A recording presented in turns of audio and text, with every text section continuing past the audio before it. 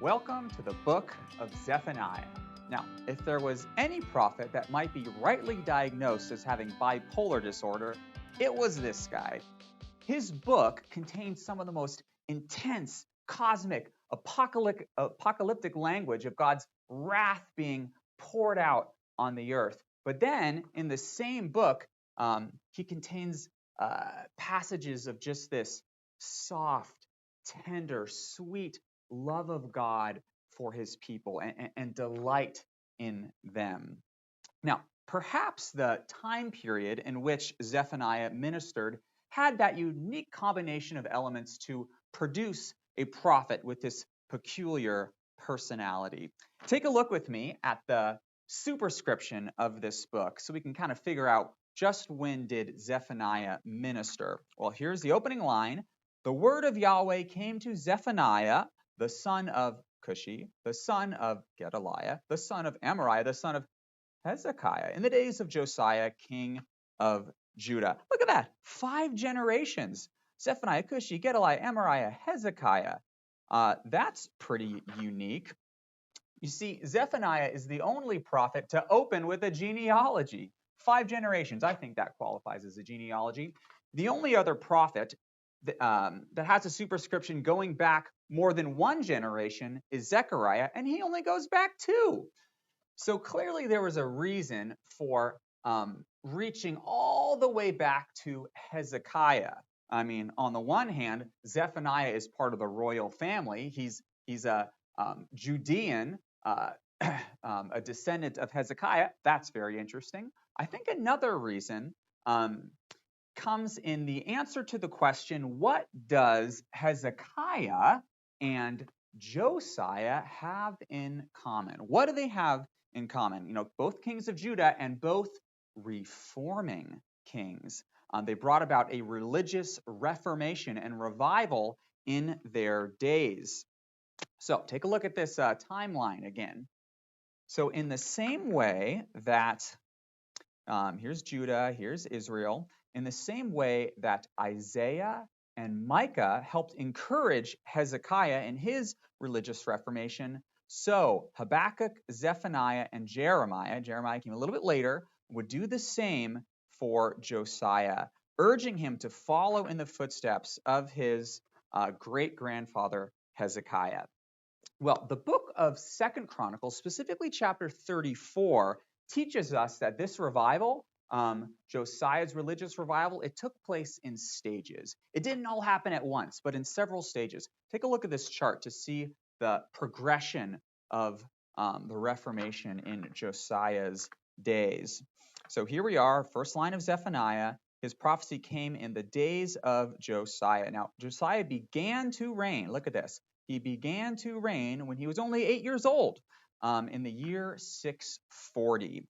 Well, 8 years later, in the 8th year of his reign, he's now 16 years old, and look what it says. He began to seek the God of David, his father, an important line. And that's going to develop into action 4 years after that. In the 12th year of his reign, he began to purge Judah and Jerusalem, to get rid of its high places, its Asherim and its carved images, the altars devoted to the Baals. So that's in the year 628. That's when Josiah's religious reformation began. But it really took off in the 18th year of his reign. 6 years later, this was the year that he began to repair the temple. And he sent guys in there, and they're cleaning it all out. And what do they find? Lo and behold, the book of the law. We think it's probably Deuteronomy.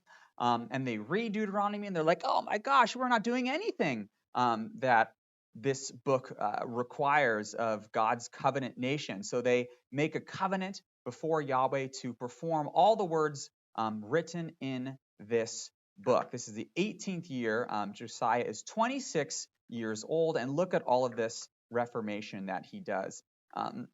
He completely removes everything of foreign influence from the temple, all the vessels for Baal and the altars, gets rid of all of the priests, breaks down the high places inside the city and outside of the city. He stops that horrific practice of child sacrifices. And he does this kind of activity not only in Judah, kind of the southern area of his kingdom, but he stretches it up north into Israel as well. Now, of course, Israel had been exiled now for 100 years. 722 is when they were exiled, but he's going to reach his reforming influence up into the areas of Samaria and Bethel as well. Pretty amazing. So how does this help us in placing the ministry of Zephaniah and when he prophesied? Well, we know it was in the days of Josiah. That's what the superscription says. But when? Most likely, it had to have taken place before that second wave of Josiah's reformation in the year 622, when he really began to remove the idolatry from the nation. We know that Zephaniah is going to condemn this kind of idolatry pretty aggressively here in chapter 1. So most likely any time before 622 is a pretty good window for Zephaniah's prophecy. And the far extents would be the year 612, because that's the year that Nineveh fell, was destroyed by Babylon. And here in this section, Zephaniah is going to say that Nineveh will be destroyed in the future. So therefore, at the very least, sometime before 612.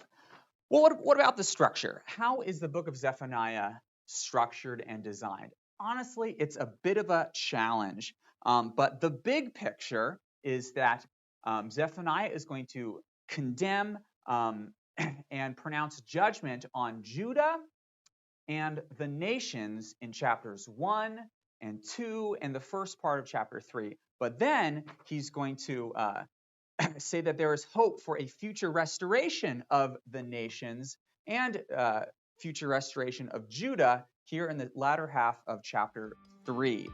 Now, I know that's a bit of an overview, not as much detail as you're used to, so fear not. We will go into a little bit more detail here in the book of Zephaniah next.